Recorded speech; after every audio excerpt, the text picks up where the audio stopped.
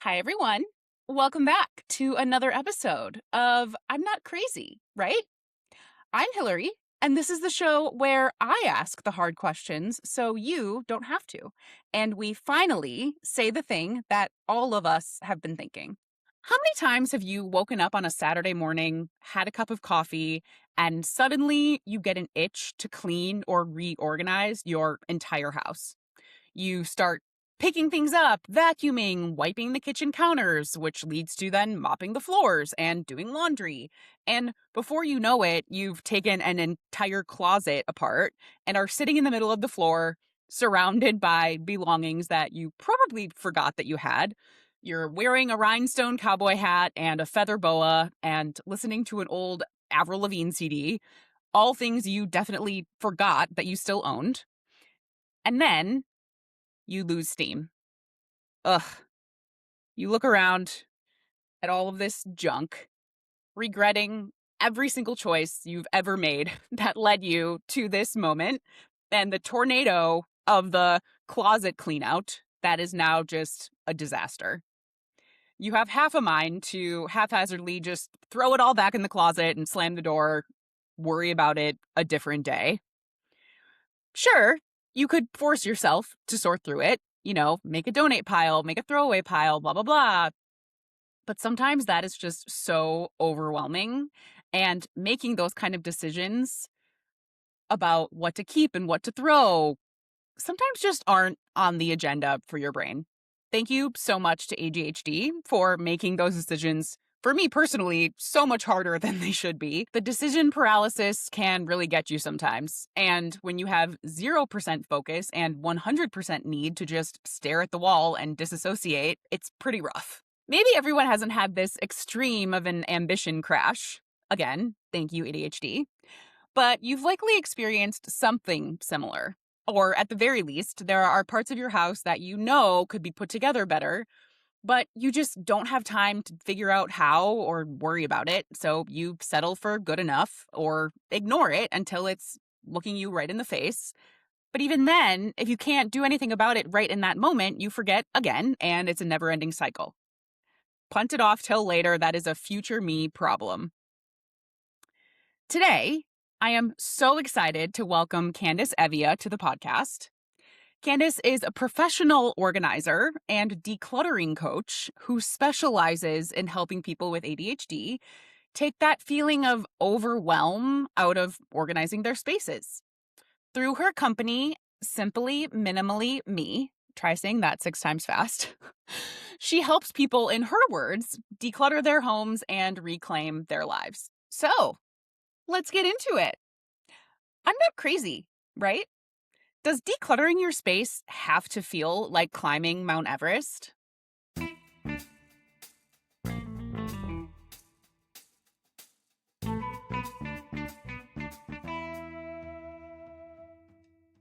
Candace, welcome to the podcast. I'm so excited.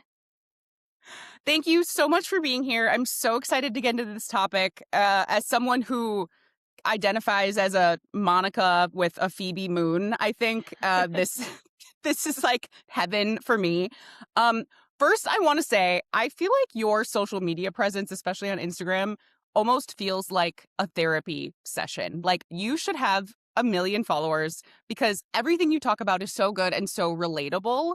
And I want to start out by talking just a little bit about how you got to that place, who you are, how you became a professional organizer, because I'm sure a lot of people don't even realize that's a real job that you can have. And I think it's so cool. So let's start there. It makes me really happy you say that because I get imposter syndrome so bad with my content. I'm like, is this landing? And then I get I spend hours on a reel or whatever, and then I get, a couple hundred views, and I'm like, okay, cool. Anyways, Well, it's worth it. Keep doing it. little drops in the glass of water. Anyways, yeah, so I was definitely that kid that liked organizing. Like we would go over to friends' houses and if their room was a mess, I loved cleaning up their room. So I definitely have that part of the ADHD that I enjoy that type of thing. But as far as like getting into it as a job, it's not a glamorous story. I started my Instagram a long time ago and I just randomly came up with the name Simply Minimally Me. Um, but then my husband lost his job in 2023 and he had always told me, he's like, you should start an organizing business. You should start an organizing business. But my confidence wasn't there. Like I had younger kids at the time. And so it just didn't feel like the right time. But when he lost his job, I was like, okay, maybe this is something I could kind of just do on the side to bring in money until he finds something else. Um, yeah, so that was kind of the beginning of it. And now you're a business owner, Yeah, which is so badass. and I almost gave it up because like it can be hard getting started, especially with a service-based business, finding consistent work. So after like the first 6 months, I kind of got to the point where I'm like, okay, maybe this wasn't meant to be. But then it was like January of 24 that all of a sudden like it picked up, it started getting consistent, and I was like, I just love it. I really do. I have so much fun with it. I want to talk about a little bit of the mindset side of this that you talk about a lot on your socials too, because I feel like that's something that people don't always take into consideration a lot. So, as someone also with ADHD, I feel like, I can't accomplish anything if the vibes are off. Yeah. Like, if I'm not in the right headspace to do something, The if my meds stars aren't have to working on align or overdrive. it's not going to happen. Yes. And like when you get in those modes where the stars aren't aligning, there is quite literally usually nothing I can do to make my brain function the way I need it to. Mhm. And I feel like there really is something to be said about it being easier to feel physically organized when you're also mentally Yeah. organized. And I feel like people don't think about that a lot, right? But I loved something you posted on Instagram about throwing away your old like sweatpants and t-shirts and stuff like that for your comfy clothes if Yep. they're falling apart because and I love that you said you say to dress for comfort and potential. Mhm. And I thought that was such an interesting way to put it of like how to kind of tweak your mindset that you can still be comfortable but like Don't be also in frumpy. something that makes you feel good. Yeah. Yeah, like talk a little bit about how that mindset side of it comes into play with some of your clients too. I feel like the mindset is the biggest part of it because, we get all of these influencers that are plugging us with all of these products. And that's why it doesn't work is because the mindset is not there. If it was as simple as the products, we would all be organized. The mindset is the biggest part of it, especially as ADHDers, like you said. If the vibes aren't there, if we're just not having a good day where we have a lot of executive function, or if we've had things that are a higher priority we've had to take care of, organizing is going to kind of fall to the bottom. So I think I organize with that in view that like we are going to have those bad days. It's not going to be every day I'm going to reset the house and that sort of thing. It's for us, it's not going to happen. So organizing with a viewpoint to like, okay, I'm going to have those bad days, but when I do have good days, it's going to be easy to pull it back together. It's not like irreparable that it's impossible to get back to like a clean slate. Having that in mind when coming up with a system for a client is really, really important. So I need to throw away all my ratty old t-shirts. I mean, not all of them, but I wouldn't keep more than like 2 or 3. Two or three. Oh my God. You should not see my t-shirt drawer because there are definitely more than two or three in there. It's And we're so gonna we're gonna get into that because I want okay. to talk about weeding through your closet. Okay. um, but I also loved how you wrote something about people having too much clutter because of a quote unquote identity problem. Like, I think you used an example of, oh, you decide you want to be crafty. So then you buy all these craft things, but then you don't actually use them. And then it takes up a whole drawer in your house. Or Usually you are more like, than a I'm going to be drawer. a, Knowing how we function, we go all out at yeah, Hobby Lobby and then we're like, I don't even like this. yep. And it's a whole closet. And you're like, for what? Or like you decide that you're gonna be like a chic corporate baddie and you go buy Mhm. all of these like crazy corporate clothes that you never wear because at the end of the day you're going to just put on jeans and a sweater for the office as you do every single day. It could be Like, it's a sensory ick, you're not comfortable, you're not in the climate for it, it's just not your vibe, but you're like, well, but everybody on Instagram is doing it, so that's how I want to look too, but it's not you. right. How do you communicate with clients who have some of these kind of like identity problem areas of clutter? Because I feel like for me, I feel like the guilt then always comes in because I'm like, well, I have all this stuff and there's nothing wrong with it. Or like, I don't want to let go of this big plan that I had, even if it's never going to happen. How do you kind of communicate that stuff? I think it's just a lot of questions. I have to ask them, like, this is just the first example that popped into my mind. It's not clothing related, but I had this client that she had just moved into a house and she kept this, I think it was like a glass from a mirror or something that had broken. And she was like, I'm going to keep it. Maybe I could repurpose it into a table or something. And I was like, it's just asking questions, like, I don't wanna be forceful with it. It has to be their decision, and, I want them to feel safe with me. I don't want it to be like, "Oh, I feel under pressure to make this decision." But I was just asking her questions. I'm like, based on what I saw in her home, I'm like, "She's not a DIYer," which there's nothing wrong with that. That's totally fine. But I'm like, based on what I see, you're not a DIYer. Like, do you really think you're going to follow through on this? Because if not, just let it go. Like, because it's just taking up space in your spare bedroom that you could use for something else. So just asking questions and also being observant, figuring out, like, okay, they've got these potential craft items. They are crafty, so they probably will get to it at some point when the stars align versus analyzing, like, this doesn't fit with their personality. This is something idealistic that they can let go of. Yeah.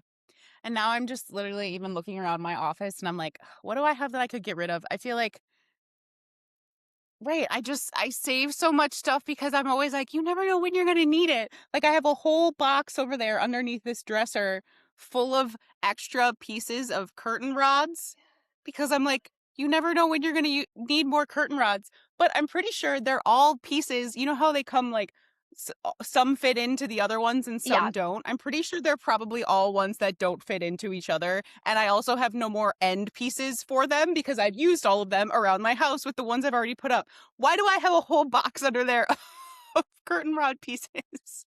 I feel like with stuff like that, it helps a ton to keep it, like, out of sight, out of mind for a while. It kinda helps you, like, separate from the guilt a little bit, and then after you've kind of, like, had time to separate from it, you're like, "Okay, yeah, it wasn't that serious, I can get rid of it." Right. And especially when you live somewhere, it's like, I don't plan on moving anytime soon, and I already have curtains up on all my windows. So what do I possibly need this for? Yeah, I think that's an So, example of pick your battles, like, that's kind of an easy decision to make, and if you can easily go out and buy new curtain rods when you would need them, then I'd be like, right, "Okay, why?" right, right. So it seems like kind of step one across the board is just like we're talking about, get rid of stuff that you don't need. But that can also feel so overwhelming, Yeah. kind of like we talked about before we started approaching an entire closet or an entire dresser or whatever it is. So, how do we approach that? But also, kind of what you mentioned too, the maintenance of it so that it doesn't continue getting cluttered. How do you Mhm. approach? Well, let's start first with I want to clean something out, but it feels too overwhelming. Where do I start? It does not feel glamorous. This is not super exciting for an ADHD brain, but it's honestly just like I strongly, strongly recommend baby steps. Just, pulling out a couple things or even just like leaving stuff in your closet, but actually taking the time to look at something. Does it feel good? Like, do I like how I feel in it? You may like it on the hanger, but how do you feel with it on? Um, Like, is the fit good? Does it still fit your lifestyle as far as, like you were saying, if you have all this corporate stuff, but you're not working in corporate, maybe you'll keep a couple things just in case, but for the most part, you'll say, "Okay, I don't need to keep this whole section of my closet for that." So it's just being really intentional, like, you can't I definitely don't recommend with ADHDers pulling everything out. We already agreed that that does not work. We always try to do that because we think it'll be easier to like see everything at once. Narrator, it was not easier. Nope.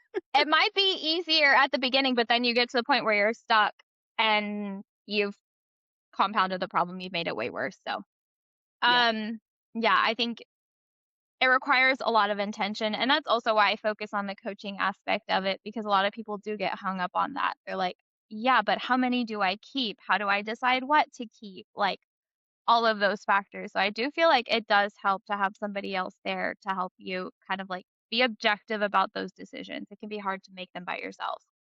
That is true. I feel like that's a good note that, if you feel like you get kind of paralyzed trying to make decisions like that yourself, even just inviting a friend over and being like, what do you think of, like, try stuff on? What do you think of this? I remember I actually, now that we're talking about it, I think I did that with one of my friends the last time I moved when I was trying to decide what to move and what to get rid of. Mhm. And right, I would put something on and I'm like, "Oh, what do you think of this? I kind of like it. I don't know." And she was like, "I've never seen you wear that, or when would you ever wear that? We don't I know everything you do and I know that you're not going anywhere anytime soon where you would need to wear something like that. Like, get rid of it, and Mhm. stuff like that." But it is funny because stuff like that, you usually don't miss it. Every once in a while, you'll be like, "Oh, I think I got rid of that thing." And now, of course, the one occasion that I've been waiting Yeah. for 10 years when I could have used this thing, but more often than not, that's not going to happen. Yeah. 99% of the time, that's not gonna happen. That's what I ask clients a lot of time too, like, sticking with the theme of clothing, especially with clothing, they're like, "Oh, well, I wear it." I'm like, "Yes, you wear it because you have it." Obviously not with this words, I'm gentle with it, but, you wear Yeah, it because you have it, but you wouldn't notice if it was gone, and you have plenty of other things to choose from, so you're not gonna miss it if it was gone. yeah, So it's also yes, you're using it because it's at hand, but you wouldn't notice if it wasn't there. That's right. kind of an easy decision. How do you feel like you approach, because I mean, we could talk about like purging your closet all day long, but I think it's also, at least for me, I end up having so much like kitchen stuff. Mhm. Every time I move, I'm like, why do I have so many whatever? I don't know. I have 10 different cookie sheets. For Mhm. what? I'm one person and I can usually only use one, maybe two at a time. Like, or I have drawers and drawers of kitchen gadgets that Yeah. I probably bought something one time for one recipe that called for one thing. And now I have Those kitchen my kitchen gadgets stuff. are my nemesis, like, all of the little pampered chef stuff, I can't with that because it's, like, single use, and then it just sits in your drawer taking up space there, and but you're like, "But I can't get rid of it because what if I need to." How often are you gonna core a pineapple? Like, that sort of thing. Literally, unless you're becoming a pineapple farmer, like, you probably don't need it. Stuff like that. I mean, I think also people kind of forget that you can donate literally anything. Yeah. Like, half of your kitchen stuff, at if it's right, little kitchen gadgets that you've never used, or you have duplicates of all of your measuring cups and stuff. Mhm. For what? You can donate. You can take that to Goodwill just like you can clothes. I mean, also, I feel like donating is a whole other side of it because, especially someone with ADHD, like, out of sight, out of mind. Yeah. I fill up a bag of stuff and put it Sits in in the the back of car my for a car, and while. I will drive around with it for a year in the back of my car. Even as an organizer, like, I don't keep it in for months, but I still will drive around with donations in the back of my car for a while. So, yeah, that's a problem across the board. Well, and you know what though? This is my personal hack that I would recommend to anybody, that if there's something like that that it's just going to be either overwhelming or you're going to just forget about it and then feel guilty that you forgot about it and it's just this Mhm. never-ending cycle, outsource it to someone else to do it for you. The Mhm. best decision I ever made was the last time I moved. I have a friend who I know is really great about taking things to Goodwill or whatever. She's always like, "Oh, I just dropped some stuff off there casually all the Yep. time." And I'm like, Yep. "What do you mean you can just drop stuff off there casually? Like, it takes me a year to do that." So the last time I moved, I asked her beforehand. I was like, "Would you please do me this favor? I will buy you a pizza or whatever. If I fill up bags of stuff to donate, can I give them to you? And you can take them to Goodwill for me?" And she Yep. was like, 100%. Yeah. I had like 5 garbage bags full of I don't even know what. Moved them from my car into her car. Never had to think about it again. I don't even know when she took them. I don't care. Yeah. Like, she took care of it for me. And it was the best decision I ever made because stuff like that, Right, especially when you're someone with ADHD, when you already have so much going on in your brain and you're already constantly trying to just organize your day to day, moment to moment. Not having those other things like that hanging over your head is such a game changer. Mhm. Best decision ever. Which I feel like comes into play of exactly why you do what you do, because Yeah. people are like, I can't worry about this. I need help. Yeah. I need to outsource this. Yeah.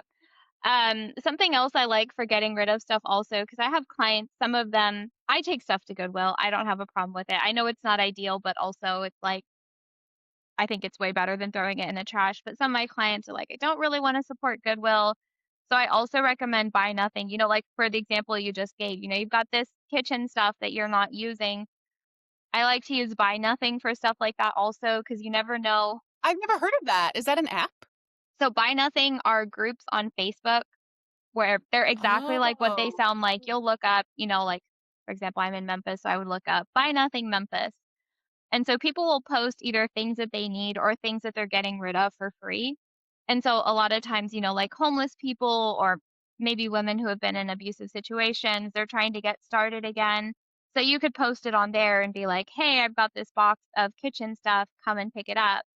And so it's kind of nice to know like you're supporting somebody else. There's no profit, no Goodwill isn't lining their pockets with it, or it's not being sold at, this crazy markup, that sort of thing. So for people who aren't comfortable with Goodwill, that's really nice because it just goes directly to someone can use it. oh, I love that. Because, right, sometimes I'm like, I don't want to take it there. And I don't even know, I don't even trust sometimes that they could be throwing stuff out in the back, like A lot of who knows stuff what they're does get doing. thrown out just because of the Right. quantity of stuff they get. And like It's I said, too I do much. take stuff there. It is what it is. But for people who really are like, I don't really want to do that, like the buy nothing groups are a really great way to approach it. And I love that idea because I even have right now in my closet next to me, I have a box where I I did exactly what we're talking about. One day I went through all of I have a shoe problem. I will openly admit it in this safe space. I have a shoe addiction. And I have so Everybody many shoes. deserves their one thing. Everyone has their thing, mine is shoes. And I went through one day and I was like, okay, I need to sort out at least, all of the like heels and stuff that are just like the styles and whatever that I know I'm never going to wear. When am I going to wear these like 5-inch platform whatever that I've had for years, then probably wore once, but it was a phase and they were Your beautiful. I buy 2010s them just prom shoes. well, right. And I'm the type of person that I buy shoes even if I don't know where or for what I would wear them. I buy them just because I think they're beautiful and I want to look at them. Yeah. Like I don't even care if I never wear them. I just want to like hold them. They're your babies. That's fair. They're my babies. So I have all these shoes that like half of them I probably never even worn, but I was like, these are so beautiful. I must own them. So I finally went through and sorted through all of them maybe a few months ago and I put them all in a box and I was like, okay, great. Now what am I going to do with all of these? And sometimes I try to like, I'll get a fire under my butt where I'm like, I'm going to take pictures of all of them and I'm going to put all of them on Poshmark and I'm going to become a Poshmarker. That never works. Mm-mm. And then here I am with all this stuff now sorted out and in my way Yeah. because I've like sorted it Yeah. to be separate. Yeah. Now it's just in my way. And I have this big box and somebody, I don't remember who I was talking to, a friend or someone was like, maybe you should just post somewhere being like, getting rid of all of them together and be like, box of size 10 women's shoes or whatever all together. And I'm wondering if maybe I should do something like that. I would try something like that, like on Facebook Marketplace, or if you have Like like other in one of local those groups, groups. be like, Yeah. yeah, if you want to sell it, then you can't sell things in the buy nothing groups, but But at this you point, could I'm like, still I just want post it out of it. my Yeah. space. I don't Yeah. care. I usually, with the buy nothing groups, I'll tell people like first come, first serve, because depending on where you are, some of the people they're like, yeah, I want it, but then they'll kind of like leave you hanging for a week and you're like, Yeah. so I kind of tell them, first person to come and get it. Like, I'm not going to hold it for anybody. The person who wants it, they can come and get it. But that also takes the factor out if you're not having to drive anywhere to get rid of it. Like the person who wants it, they have to come and get it. Right. Because the driving places is half of the battle. It is. I can't even walk returns 3 blocks down the street to the UPS store because having to travel to do it is just like too much for me. for Yeah. my brain. I can't. I have a Goodwill drop off less than 5 minutes from my house, and I still am like, I'm not gonna do it today." Can't. Can't do it. So I want to talk a little bit about kind of in this same vein. We've all heard the Marie Kondo, oh, does it spark joy, that kind of thing. But I feel like that doesn't really work for me because what does that even mean? And like, it's especially depending on what you're looking at. Okay, maybe clothes, you could kind of do that. Does, like you were saying, does this make me feel good or does it not? But other stuff, it's like, I don't know. Does I what don't spark joy? Like, know. my hand mixer in my kitchen, sometimes, like, I don't know. It So, sparks what joy do you like after the thing is done baking. right. So, talk a little bit about kind of what you talked about of your process of, like, how to decide whether or not you should keep a thing or get rid of it. My I guess my 2 biggest factors, one is, like, your home's capacity. So, like, do you have space for something? That's gonna be your biggest factor because, like, how big is your closet? How big is your kitchen? Do you have a pantry space? For those of us who are parents, like, do your kids have a playroom? How big is their closet? Just all of those things, like, how much stuff do you reasonably have room for? If you don't have room for it, then that's your first filter of, like, I need to pick my favorites that fit in this space because otherwise you can either have the aesthetic and like the function or you can keep all your stuff. In most cases, you can't do both. Right. Yeah. My next filter after that is if you've got space for everything, but you still feel like you can't keep it under control, it would be like, what's your bandwidth of like how much can you maintain? Like, especially with laundry, with dishes, um, with like kids' toys, stuff like that. What's your bandwidth of how much you can actually stay on top of? So, like, I started getting more towards minimalism. I wouldn't call myself a full minimalist, but I started moving that direction when I realized, like, okay, I do have those bad days. How bad do I want it to get on my bad days? When you don't have a lot, it kind of places a cap on like how messy your house can even get. So then, like I said, it's easier to reset when you do have a good day. So it's Hmm. working within like also your mental capacity of what are you going to be able to maintain? Yeah. Am I allowed to have a junk drawer? Yeah, everybody needs a junk drawer. Of course. Okay, good.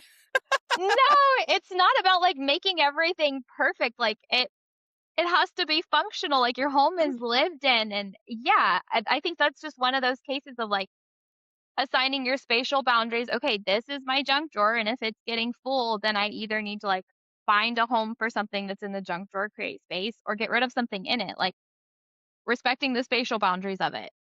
But yes, I have Yeah, junk drawers as well. great. That makes me feel better. Is there anything that you have seen a client do with their organization or their process that you're like, that's actually genius. I hadn't even thought of that. I really like when clients get unconventional with where they store things. I had this little old lady that I did some work for, and she stored all of her silverware in her oven because, like, her kitchen drawers, I think she didn't have any kitchen drawers. And she's like, I'm like that. I only have one drawer in my kitchen. I have had to get very creative, so I understand. so she was so proud. She like opened her oven. She's like, I put my silverware in here. She had her little silverware tray and everything that she put in her oven. And I'm like, I love that. Like, it doesn't have to look the same as everybody else if it works for you. I love that. I had another mom I did work for that her like really nice dining area. Her kids were always doing crafts there. And the little sideboard, like storage that she had in there, it had all of her like serving dishes and that sort of thing, which like makes sense next to your dining area. But she's like, I never entertain, and my kids are always in here, so we basically scrapped all of that, got rid of all of her serving stuff, or at least moved it, and then we ended up turning that entire space into, like, her kids' craft area, so all of her sideboard was, like, all crafty stuff. So I like when Cute. people get unconventional with it, like, make it work for you, even if it's not how the space should be used. Yeah. Oh, that's so cute. Um, what I should have asked you this at the beginning, but I got sidetracked because I got too excited talking about other things. But what do you feel like made you want to focus on working with people with ADHD specifically? I think I started to notice the pattern, like, with myself and with all the clients. Every single person I have that calls me requesting services, every single one of them is like, "I'm overwhelmed, like, I just don't know where to start." And I started realizing I feel like that's very common with women in general, we just have so much on our plates, it's hard to keep up. So that's normal, but especially with ADHD, we get that analysis paralysis, we're dealing with executive dysfunction. Um, so I think I started seeing the overlap of, like, ADHD women need extra support and someone who understands how their brain is gonna work and take that into account when, like, designing a system for them. I think that's what kind of made me wanna focus on that audience. Yeah. And because I get it. Right.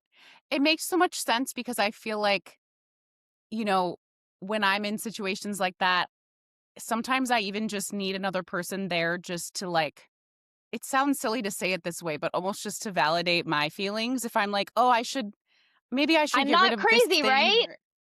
Exactly. Like I need someone there. Exactly. I need someone else there to just be like, "Yeah, your train of thought makes sense." Because I feel like when you're someone with ADHD especially, you always have it's either like a million thoughts or not enough, and there's never the right amount of thoughts. And Mhm. sometimes I need someone to just be like, "Yes, your train of thought makes sense." Like I'll call my mom and I'll be like, "I just need to explain this thing to you I and need you to tell talk it me, out. yeah, I tell me that I'm not crazy. Tell me that it makes sense." And she's like, "Yeah, totally." And I'm like, "Great, thanks. Bye." Yeah. And I think, right. I'm sure that, I mean, that's exactly why I say I feel like your Instagram account is like you could be a organization therapist because I feel like I'm sure for a lot of your clients, even just having someone in their space to talk that stuff out with is like half of the battle. And Yeah. that in itself is so helpful. And then you're also doing all this other stuff in addition, but that baseline is so helpful on its own.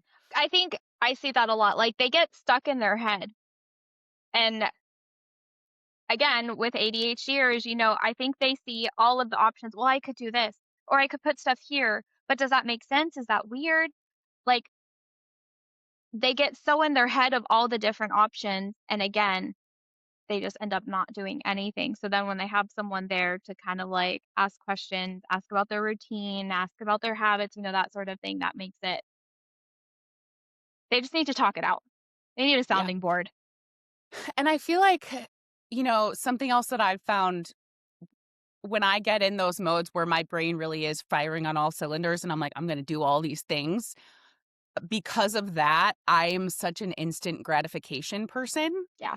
because I'm like, if I'm feeling like I can do all these things right now, I need to take advantage of it. So if I Yep. have an idea of a way I can move something or organize something or decorate something, I'm like, I got to get all these things that I have in my brain that I want right this second because if I lose my train of thought or whatever I I'm going was to thinking forget of, this great idea I it had. will never come back. Like, Yeah. I will literally record voice notes on my phone being like, okay, my idea for the living room is to move the couch over here and then put this thing over here while I wait for whatever I I ordered to love that. arrive, I love the voice notes. because you have to, like, I joke with people even at work and stuff too. Like, if I'm doing something and someone else starts talking to me, I have to just say, wait 1 second, I'm not listening to you until I finish what I'm doing and I want My to focus husband on gets you. so irritated with me about that because I'm the same way. He knows if he interrupts me when I'm like working on something for work or I've got an idea or something, he's like,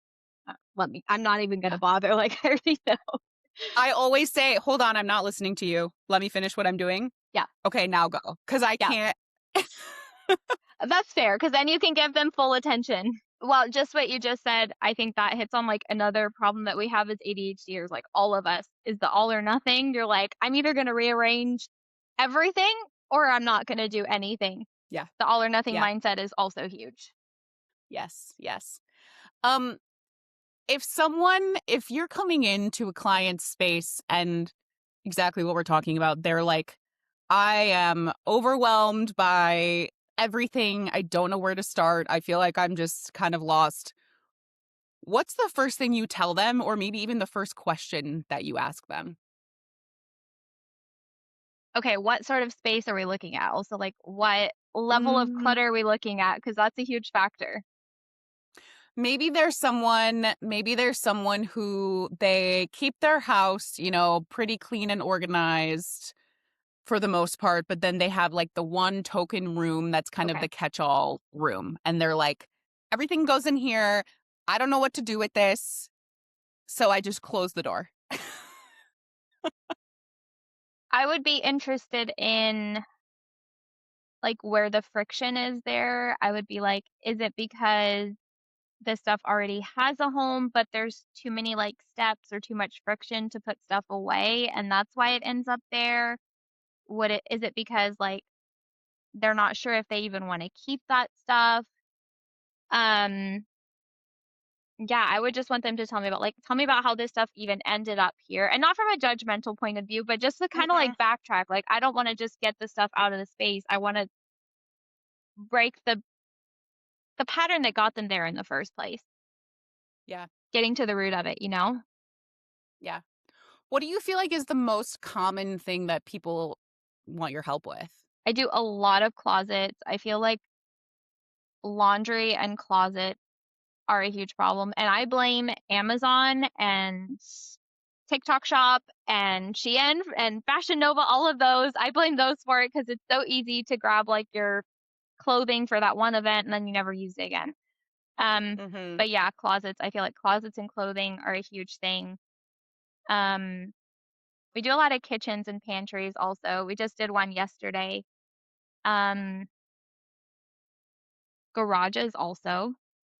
We do a lot Oh, of yeah. garages because garages also tend to be a catch-all, like, A "I catch-all think I'm place. gonna donate this," or, "We might use this for a future home." We do a ton of garages. I don't think there's really, like, one dominant space, though. Yeah. Yeah. But that's good because you're helping people just across the board.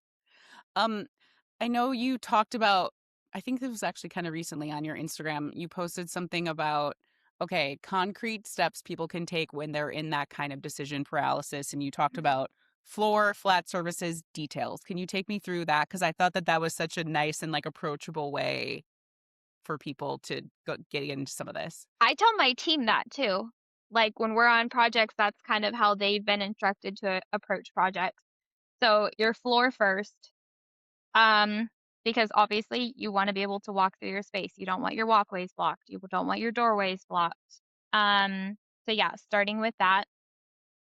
Once that's done, like, are you able to use your furniture? Are you able to use your bed? Are you able to use your couch? That sort of thing, getting those cleared off. But also, the first thing that makes me feel overwhelmed when I walk in a room is if I see that, like, nightstand, dressers, counters, tables, anything like that, any of your flat surfaces, if those have tons of stuff, if those have become landing spots, that gets very overwhelming, very overstimulating. So that's why that's my next step.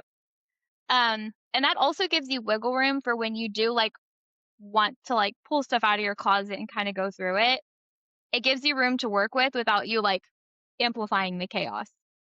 Putting crap on top of more crap. Yeah, if you have your flat surfaces clear, you're not going to be doing that. You're gonna have room to work with, and it's not gonna be like, "Okay, I just created one big mumbo jumble of, like, a whole bunch of miscellaneous Yeah. stuff and made it worse." Yeah. Yeah. And then details is, what do you mean by details? So details is like, okay, maybe under your bathroom sink, you've got all your heat tools, you've got your hair products, you've got your makeup, that sort of thing. But maybe you feel like, okay, it's not accessible. You're like reaching into the back, and as you're reaching into the back, stuff is toppling out on top of you, that sort of thing. So once you've kind of got a pretty good hold on everything that's visible, then you can focus on, okay, how can I make things more accessible? How can I make this easier to put away? That sort of thing. That's when you can focus on, like, the fun, the details, the buying products, like, how can I make it pretty now? Yeah. Yeah.